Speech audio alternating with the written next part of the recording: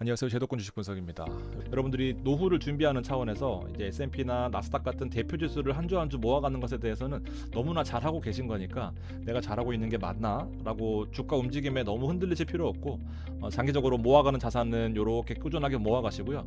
추가적인 알파를 이제 추구할 때 저는 엣지 자산이라는 표현을 많이 쓰는데 그렇게 활용하시면 좋을 것 같습니다. 한 5% 정도를 투입한 다음에 목표가 한 10%까지 상황에 따라서 좀 늘려가는 그런 전략을 쓰시면 좋을 것 같고, 기본적으로 이렇게 투자하는 이유는 우리가 뭐 AI라고 하면은 대부분 대표 지수 안에도 들어가 있거든요. 근데 노출도 자체가 빅테크들 제외하고 나서는 중소형주 같은 경우에 포트폴리오 1, 2% 정도밖에 없다 보니까 산업의 방향이 잘 맞다라고 하더라도 추가적인 수익을 내기가 좀 어렵단 말이죠. 그래서 이렇게 좀 더 나은 수익률을 기록할 수 있는 이런 ETF들을 선택하셔가지고 장기적으로 봤을 때는 단순 대표 지수만 모아가는 것보다 훨씬 더 성과가 좋다라는 것을 좀 말씀드리고 싶습니다. 말씀드렸던 것처럼 이렇게 왼쪽에 S&P 500이거든요. 꾸준하게 성장하는 건 오케이입니다. 연평균으로 10%에서 15% 성장하고 있지만 그게 내 수익률은 아니거든요. 그래서 지금 말씀드렸던 건 타이거 미국 AI 데이터 센터 탑4 플러스 같은 이런 컨셉을 저점 부근에서 지금 가격대가 상당히 매력적이라고 보거든요. 여기에서 투자하시면서 대표 지수와 함께 추가적으로 가져가는 그런 ETF의 컨셉으로 삼으시면 괜찮다라는 거고,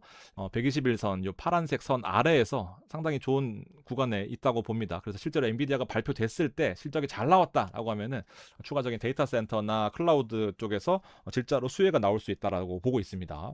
종목을 한번 보면 여기 있는 종목들 뭐 아실 수도 있지만 네비우스, 오라클, 아이렌, 코어이브, 루멘텀 이런 것들 들어가 있거든요. 근데 여기서 쉽게 말해서 어떤 거냐면은 우리가 AI를 활용할 때 보통 질문하고 답변하는 형태로 많이 AI를 활용한단 말이죠. 근데 우리가 그냥 간단하게 자연어로 AI랑 대화하는 이 뒷 배경에는 GPU가 수천 개, 수만 개가 연결이 돼야 되고요. 발전소에서 엄청나게 전기가 돌아가야 되는 거죠. 그래서 그 GPU 안에서 열을 빼내고 그리고 속도를 빠르게 하고 그리고 메모리 기억하게 하고 그리고 GPU랑 광통신 연결해서 이 데이터 센터에 막대한 이 광통신망을 연결하는 모든 장치들이 여기 들어가 있는 종목들이라고 보시면 됩니다. 그런데 최근에 이런 데이터 센터나 AI의 수익성 문제 때문에 사실 주가가 조금 하락한 부분들이 있었는데, 아마존과 구글, 메타가 회사채를 발행하면서, 회사채 발행은 뭡니까? 결국 빚을 내서 계속 투자를 하겠다라는 건데 인기가 원래 없어야 정상이거든요. 왜냐하면 돈을 못 버니까 니네들이 회사채까지 발행하는 거 아니야 라고 생각할 수 있는데 인기가 엄청나게 많았단 말이죠. 그러다 보니까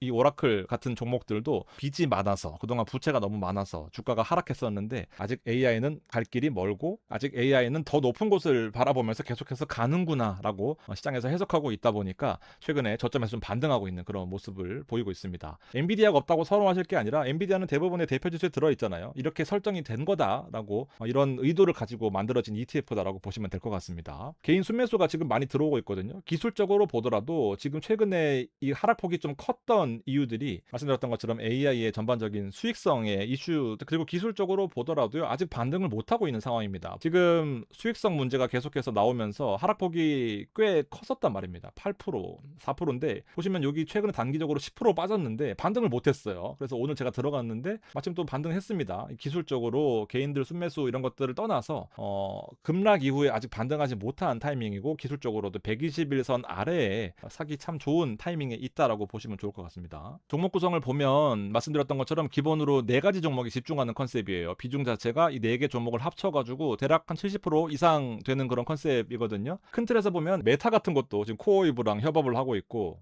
이 아이렌은 마이크로소프트 전용 데이터 센터를 짓고 있습니다. 그래서 마이크로소프트한테 아이렌이 이 GPU를 공급하면서 선급금도 받고 있는 그런 상황이죠. 미리 돈을 준다는 겁니다. 데이터 센터 지어줘, 대신 돈 미리 줄게, 이런 상황이다 보니까 반복적으로 계속해서 데이터 사용량이 늘어나면 늘어날수록 수혜를 받는 건데, 지금 주가가 좀 빠져있다, 수익성 문제 해결될 겁니다. 그렇게 좀 보시면 좋겠고, 자, 뭐 그리고 당연하게도 미국 주식이다 보니까 여러분들이 가능하시면 ISA나 연금에서 먼저 투자하시는 것이 좋다라고 봅니다. 자, 두 번째는 타이거 코리아 휴머노이드입니다. 이게 현대차 없이 시가총액을 6천억까지 모으는 게 쉽지 않거든요. 지금도 보시면은 이 개인 순매수가 계속 들어오고 있는 그런 상황입니다. 차트상으로 봐도 지금 10,000원 이후로 지금 10,000원 밑으로 떨어져 있거든요. 저점은 6,800원이라서 약간의 갭이 있긴 하지만, 자, 정말 말 그대로 2번, 3번 매수한다라고 생각하고 포트폴리오 처음에 5% 담고 10%까지 늘리는 그런 과정에서 지금 가격은 상당히 매력적이다라고 보고, 여기 보이시는지 모르겠지만 밑에 밑꼬리가 크게 달려 있습니다. 그래서 말아 올리는 그런 형태로 코리아 휴머노이드를 한번 주목해 볼 필요가 있다라고 생각합니다.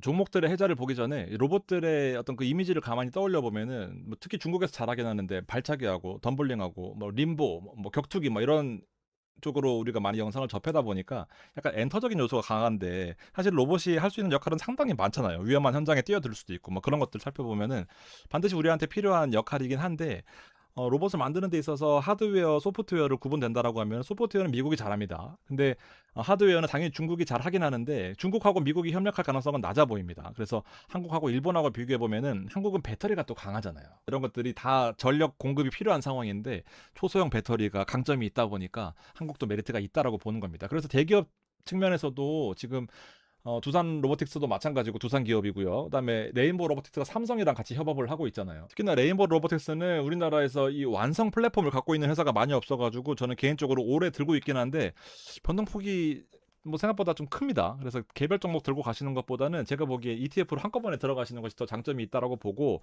지금 말씀드렸던 것처럼 이렇게 한꺼번에 담아져 있는 ETF 시가총액 큰 것들이 잘 없어요. 아무래도 뭐 다 삼성전자 하이닉스만 보고 계시다 보니까 시가총액이 큰 ETF가 많이 없어서 선택지가 사실 많지는 않습니다. 그러나 또 현대차 중심의 어떤 로보틱스는 좀 꺼려진다 하시는 분들은 이 상위 종목도 마찬가지로 4개에 좀 집중하는 그런 컨셉이긴 하거든요. 그래서 이렇게 가격적인 측면에서 장점이 있다 보니까 여러분들도 한번 관심 있게 보시면 좋을 것 같습니다. 지금 사실 가격적으로 9,200원이면 매력적이라고 보거든요. 앞으로 로봇이 2, 3년 정도 후에는 많은 발전을 할 것이다라고 일론 머스크가 뭐 공개적으로 인터뷰하기도 했거든요. 그래서 조금 더 시간을 길게 보신다라고 한다면은 얘도 마찬가지로 충분히 투자 가능성이 있다라고 봅니다. 얘는 국내 주식이기 때문에 여러분들 굳이 ISA나 연금을 사실 필요 없고 일반 계좌에서 일부 담아두시면은 저는 괜찮다라고 보고 있습니다.